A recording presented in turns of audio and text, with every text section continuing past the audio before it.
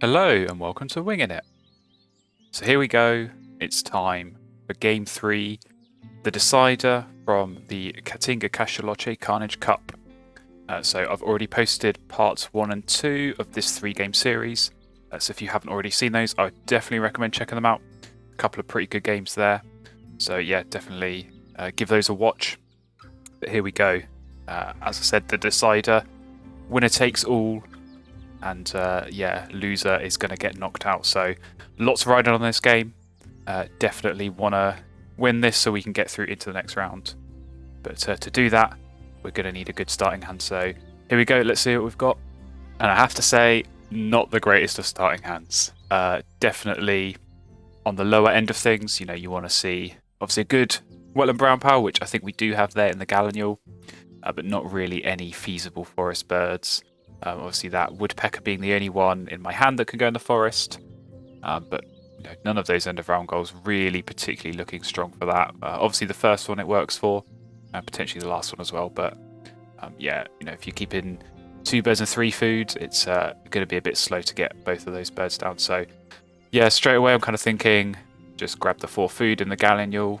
Obviously there's a turkey vulture in the tray, which might be a good option to grab.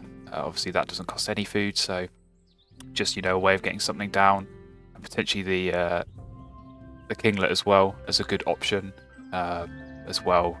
When you can use those double birds in the first round for this kind of total birds end of round goal, always a good option to have. So you'll see on the bonus card I kept Visionary Leader. Now this is not something I would normally go for. I think really I'd only go for that if I knew I was going to be committing to some kind of wetlands tucking engine where I'm going to be drawing a lot of cards and I'm probably going to have some left over. But the alternative being Fishery Manager, really not a good bonus card either for me in this position. Obviously, I don't have any birds that eat fish in my hand, and no real sight of getting any of those. So I think that's quite a tricky bonus card to work with. And Visionary Leader for me, it's a bit of an insurance. It just means I can spend maybe those few extra turns drawing cards. And obviously I'm hoping to get something good. But even if I don't, then at least they're going to count towards something for this bonus card. So yeah, here we go on to my opponent's first turn. And already things are not looking good. So they did keep a berry and a seed, and then they've grabbed another seed from the bird feeder. And in my experience, playing a lot of games, that means only one thing. That a wood duck is coming. So yeah, when you don't have a great starting hand yourself, and you see that your opponent is shaping up with what looks like it's going to be a wood duck, you already start worrying and you start thinking, this is not the game for me. Things are already over. So there we go. Wood duck does indeed go down. But when that happens, you just got to try and not think about it. Obviously such a strong bird, I think, to get that down on your second turn, essentially. You're drawing cards, you're getting food at the same time. And really, these end of round goals as well, they're quite friendly for a wood duck, I would say. Maybe that second one, eggs in the ground nest, being the only exception. But certainly the others, you're definitely going to be performing strongly on those with a wood duck. So absolutely, I know I'm up against it. But all I can do in this position is, get the Gallinule down, lay eggs, and just start drawing some cards. So yeah, as I said, the kinglet and the vulture, kind of ones I was looking at straight away. So grab those, and then rather unfortunately, I revealed that yellow-rumped warbler in the tray for my opponent. So that's just such a strong bird with the wood duck. Obviously, you're already drawing cards.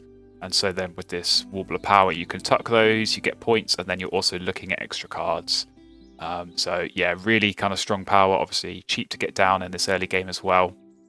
And it is going to help out for that final end of round. So that was quite frustrating to reveal such a nice bird like that. And yeah, as I say, one that goes so well with the wood duck. But they obviously take that. They reveal the blue jay, which is a really good bird for them as well.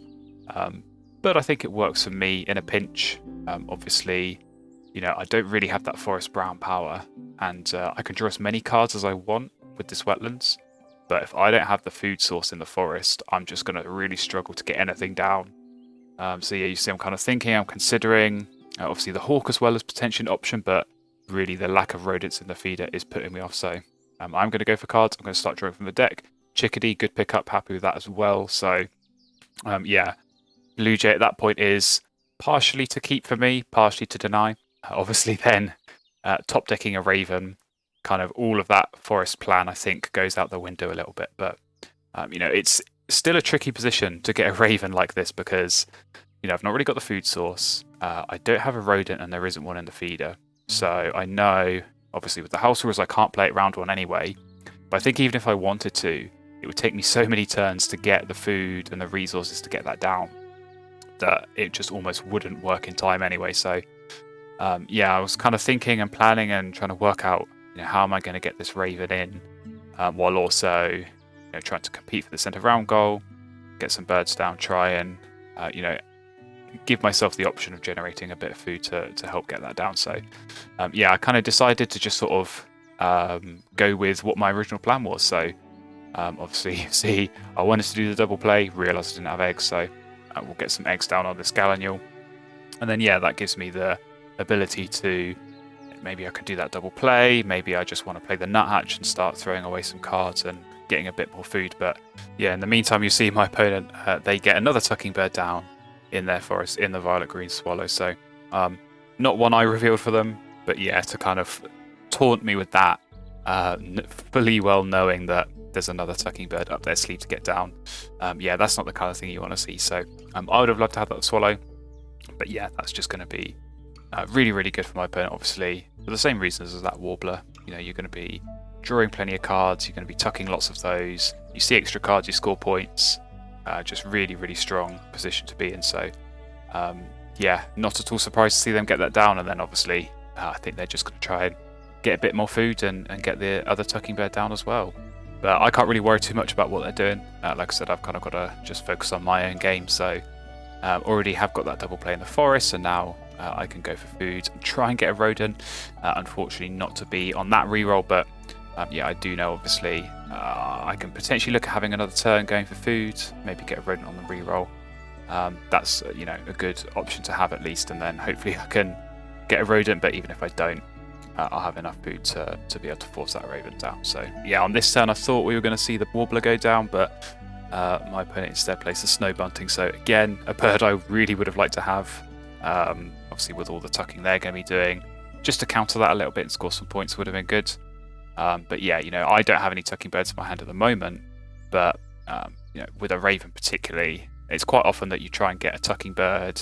It's something like that violet green swallow, or maybe a Canada goose or something. So that's just kind of them preempting that, sort of setting up a defense for if I do any tucking. But you'll see here I'm playing the blue jay. So this is kind of not what I was originally planning. Like I say, I was kind of planning on going for the food and getting the raven down, but given that could win me the end of round goal and just score some more points, I felt like that made sense. And then obviously, now when I do go for food, not only can I discard, but I can also get an extra food or maybe a cached food on the blue jay as well. So that certainly is a good option to have. But here into round 2, and we have the scale quail in the tray. So straight away, have my eyes on that. I think that's a pretty good pairing with the raven. Obviously, it's generating eggs, and then you're going to discard some of those eggs to get extra food with the raven. So I think that works quite well. But not only that, I definitely needed something for this end of round goal.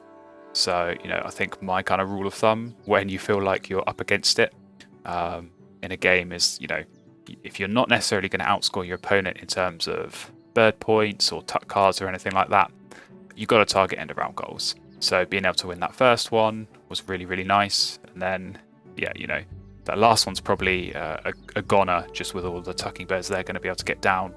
But if I can target the second one, and maybe that third one as well, if I can get another nice wetland bird to get down alongside this gallinule. You see I've already got one of those double wetland birds, so definitely a good option to have. So that's kind of what's going through my mind at least. But my opponent, they quite naturally with the wood duck go for food, so they fortunately reset and gave me the rodent. So again, I was kind of looking at that and thinking I can grab the rodent and just get this down straight away. But when I'm talking of big point wetland birds to play, that king rail definitely jumps out.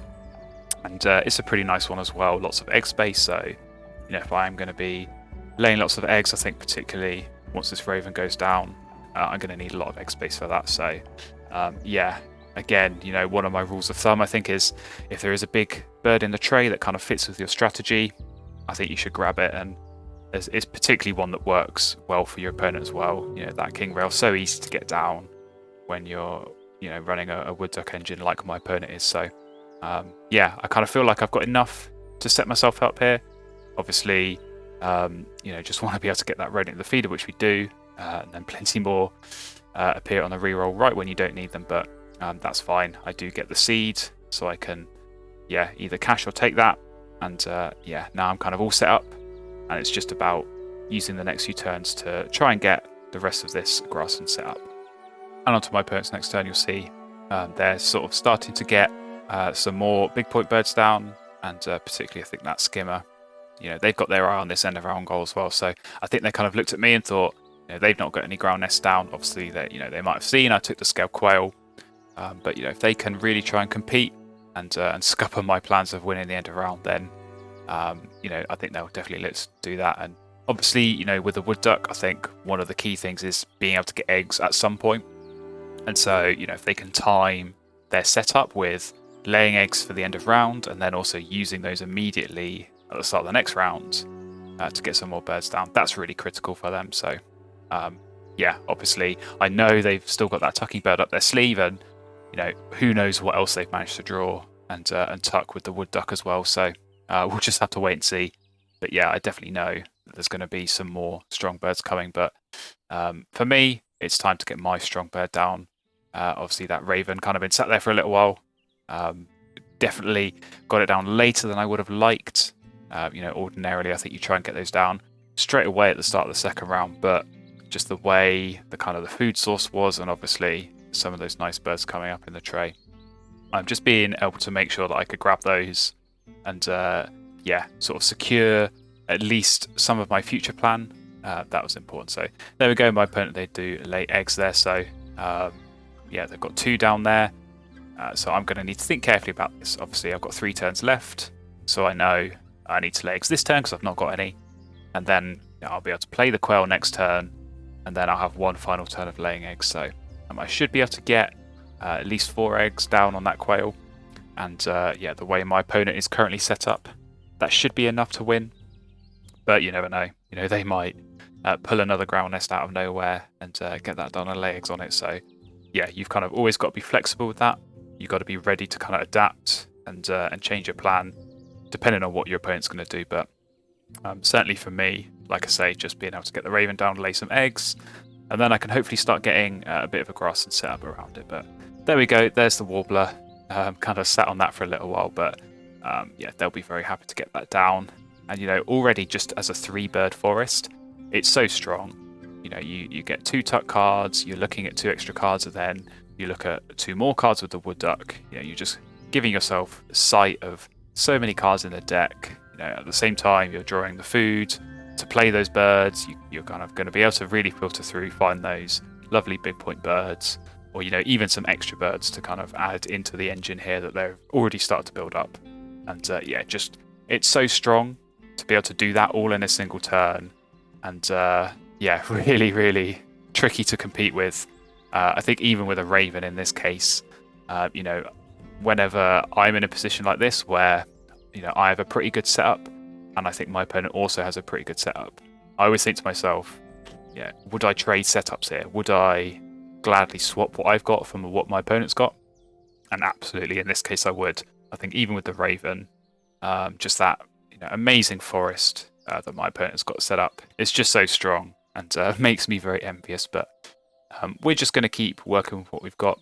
Like I said, can get the eggs down on that quail, which is nice. And I'm starting to get some of this food for these wetland plays to get us going in next round. But there we go. First 2 end of round goals in the bag. Felt pretty good. And then saw that my opponent had played another pink power. So Common Cuckoo, one of the new European expansion birds, works the same as the pink powers in the base game, that, you know, whenever I'm laying eggs, they're going to get a free egg. And obviously, you know, they've got this warbler that it can lay eggs into. They've got this black skimmer that it can lay eggs into. So they're certainly not going to run out of space. And yeah, I almost felt kind of hamstrung at this point because I'd already committed, I'd already played the raven and the quail, and this is my best action. Right, I lay eggs, obviously to get birds down, but to score points, and then also get food from the raven. But now, anytime I do that, I'm giving my opponent an egg, so obviously that's worth a point, but also it's going to help them get more birds down. So, as I said before, kind of the key issue with a wood duck engine is getting your eggs from somewhere, and just being able to have that pink power really makes things a whole lot easier. But as I said, not a lot I can do. I've just got to keep doing what I can, and certainly I think in this kind of position where I'm not getting a huge number of points when I lay eggs, and obviously, like I said, I'm giving points to my opponent. I need to find other ways of scoring points. Definitely getting these 2 wetland birds down is going to be good. Obviously, for the points, it's going to help the end of round goal, but also give me another bonus card. But you'll see there, my opponent was not done with the tucking birds. They managed to add the house finch to that as well, so real strong position for them. We do the double play, as I said. We get a really bad draw on the bonus card, so not really feeling too good about that. Obviously, as I said before, if you feel up against it, certainly my kind of strategy is to go for end of round goals as one, but also bonus cards, and to have really 2 bonus cards here that I don't have any sort of feasible chance of scoring well in, definitely is a concern. You can't really afford to be blanking those in any position, but certainly when you're already up against it like this. But obviously the Dixis on my hand, that counts for the enclosure builder, but makes it more difficult to hit the visionary leader because I'm not going to have extra cards left over at the end of the game. I'm probably going to be tucking those and trying to score points that way. So a little bit of a challenging one, but obviously, as I said, just being able to do that double play helps at the end of round goal. So that's important, and also does give me that extra card when I do go for cards, as I do here. So let's see what we can get. Hopefully something good. Not these kind of low point birds. Hopefully something that can beat the bonus card is really what I'm looking for. So the stilt might help, certainly, just to get a bit more access to cards, and obviously helps the enclosure builder as well. So that gets me one step closer at least, and maybe comes into play for the end of round goal as well. So definitely could have been worse there, but certainly that's the kind of point where you're hoping for a miracle. You're looking for that Canada Goose, or you're looking for that Benelli's Eagle, or just some kind of huge point bomb like that you can get down and easy score lots of points. But Wingspan doesn't always work that way. You can only deal with the cards you've got, and I think certainly there are some good options here. But I know, even that Dixis, which ordinarily is going to score a lot of points, with my opponent already having the snow bunting down on their board, just going to be really, really difficult for me to try and score points if they're going to be getting 1 or even 2 points a turn now when I choose to lay eggs. So tricky position for sure, but as I say, I can only do my best and sort of sit back in admiration of this incredible engine that my opponent's got set up. And here we go, on to our next turn. You see my opponent, they did lay eggs, so I think just by me obviously doing the double play and then having that extra turn drawing cards, they didn't have any eggs, and obviously I'm assuming at this point they want to be getting birds down, not just to score points, but also to try and compete in this end of round. So that was a small victory. If you can have a win in one of the 26 turns in Wingspan, you take it. So forcing my opponent to just lay eggs there and obviously not score as optimally as they could, definitely I'll take that. But definitely I'm worried as well about the kind of potential birds they're looking at playing. Obviously, they've got a couple of fish in their hand. They've obviously seen loads and loads of birds. So I'm kind of thinking, are we going to see a puffin? Are we going to see a woodstock or something like that? The kind of options there are very open for them. And there we go. We see my opponent hasn't gone for the wetlands, but instead has played the Eastern Imperial Eagle. So that's always a bit of a sucker punch, really, to take when you see your opponent get that down so early in the game as well. Obviously we're kind of going into this late round, but you don't often see that at this point in the game. But just huge points, obviously, all those extra cards they were drawing, and obviously a bit of food for that double play was very nice for them indeed. But as I said, we can only do what we can do. We did get a little bit of free food, so Vulture finally doing something thanks to them playing the Eagle. But they got 14 points and I got 1 food. Not sure how fair of a trade that was, but we'll take it because obviously being able to lay eggs again, I can now set myself up to have the right food. not only to play the Stilt this round, but then also I could look to play the Dix Assault next round as well. And yeah, obviously Dix Assault's a bit of a tricky one, kind of contradicts with my bonus card, but also is going to give them points with the Snow Bunting. But I need something for the last end of round. At the moment I don't have any Birds of Tuck cards, so even if I only get one Tuck card on that Dix Assault, that's going to be worth extra points through the end of round goal. So yeah, that's going to be really important for me to try and get down, and yeah, hopefully at least stay relatively competitive overall in the end of round goals. But yeah, my opponent, they didn't play another Wetland Bird, so I was pretty safe to not play the Stilt here. But in the end, I do decide to do it just in case I'm able to get a much better bird off the top of the deck. You see I've got my eye on the Hermit Thrush as well, obviously another Star Nest, so if I can play that as well as the Dix Assault and hit the Enclosure Builder, then I can at least qualify for the lower band of that and get some points. So yeah, here we go into the final round. And this is the point where the calculations start happening. I'm sort of racking my brains and thinking, right, can I hit this Visionary Leader? Can I also hit the Enclosure Builder? And can I do that while still playing somewhat optimally? Because obviously if I'm going to hit a Visionary Leader, I might need to draw cards again, and that's not going to score any points. But you know, if the alternative is just to lay eggs for the rest of the game, I'm giving 2 points to my opponent every turn, that's obviously not optimal. So yeah, with only 5 turns to play within this final round, there's still plenty of options open for what you can do with those 5 turns. So like I said, for me, it's just about kind of calculating here and thinking, you know, if I spend a turn drawing cards, 2 turns playing birds, and then 2 turns laying eggs, how many points is that going to get me? You know, how many points does that get my opponent? These are the kind of things I've got to be thinking about. So in the end, I do decide to go for cards, get that other Raven. So that's a little bit of a, you know, kick in the face to be getting that at this point. But yeah, not great birds, but like I say, I think my plan here certainly was to just try and make the most of the birds I've got and kind of hit the bonus cards. So yeah, 2 more to get on the Enclosure Builder. I think definitely Dix's will have to be 1. And then the Hermit Thrush, 7 points in its own right, which isn't bad for a final round play. And yeah, definitely gives options in terms of you know, trying to get just some more points, and then obviously points from the bonus card as well. So I've just about got enough turns to do that. I could play the Dixes or legs twice, and that will give me the food to play the Hermit Thrush. But there we go, I was talking about the Puffin earlier, and my opponent did indeed find that.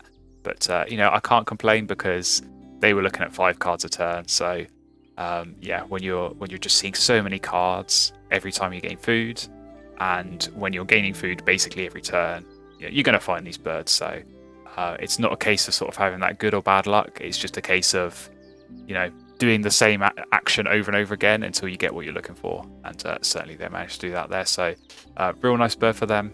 Obviously helps for another bonus card and just huge bird points on its own as well. So yeah, for us though, as I say, get the Dix Thistle down, and we've got 3 turns left. So it's definitely just going to be a case of legs twice, make sure that I can still have enough birds left over for the Visionary Leader, which I think, given that extra turn drawing cards, shouldn't be a problem.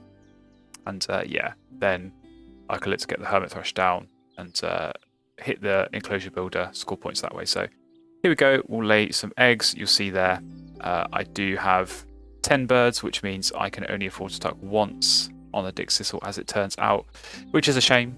But tucking once is kind of what I needed to do for the end of round goal. And obviously every time I tuck, my opponent is going to get a tuck themselves. So really it's only 1 point missed out by not tucking there rather than 2. So I don't have to feel too bad about it. But yeah, obviously not ideal there. Not scoring a huge number of points myself and giving my opponent 2 points is a real tough one to take. But yeah, as I say, just the way they got those pink powers and set them up quickly, and kind of, certainly in the case of the Snow Bunting, just preempted any sort of tucking. Really, really nice from them. So yeah, cannot fault them for that. I would have absolutely been doing the same in their position. Just get those down and you set yourself up nicely indeed. But here we go, we come on to our penultimate turn. You'll see my opponent played another bonus card bird in the Prairie Chicken. So yeah, they're kind of just hammering all these nice big point birds down late in the game, which I think is what you expect from Wood Duck Engine. But there we go. We have to skip the Dick Sissel, as I said, which is a shame. But we can at least get those 2 cherries. And yeah, that sets ourselves up very nicely for a final turn Hermit Thrush play. And we can max out this enclosure builder. And so here we go onto our last turn. See my opponent going for food, probably for the last time, to set themselves up for one more bird to be played. But yeah, here we go. We'll get the thrush down. Obviously, as I said, 7-point bird in its own right, but gets an extra 4 points from the bonus card. So I'm happy with that for final turn. I'll take it. I think it's a pretty decent action to have. And yeah, I know it's probably not going to be enough in the context of the game, but yeah, I think I could still be happy with that in the end. And so here we go, obviously losing that final end of run goal pretty comfortably, but we do go into the score. So as I said, definitely writing was on the wall in this one, coming up against such a strong Wood Duck Engine. So my opponent already with a pretty sizable lead there, just from bird points, and then the bonus cards just keep counting up as well. So really, really strong. Obviously can pull it back a little bit here with the end of round goals, and certainly with the eggs as well, although still behind. And then yeah, tuck cards at the end, just a huge number of tuck cards there for my opponent, and it is a pretty convincing win in the end and a huge score for my opponent. So 112, very, very nice. And yeah, I think absolutely this showed off the real potential that you can get from a wood duck. And you know, even without having that egg-laying bird in the forest that you'd normally see, maybe something like a pleated woodpecker or a chipping sparrow, just from the huge number of tuck cards, you know, they're obviously scoring lots of points, but also filtering through the deck and just finding exactly the birds they want to play. So really well played by my opponent, not so well played by me. Definitely some mistakes in there, but I think even if I played perfectly, it's still going to be difficult to fight against such a strong bird being used by such a strong opponent as well. So yeah, that's it. We're out of the tournament, which, as I say, it is a shame, but that is the nature of tournament play. You're not going to win them all. That's just the way it is. But thank you everyone for watching. Hopefully you enjoyed that showcase by my opponent of really how to use the wood duck effectively.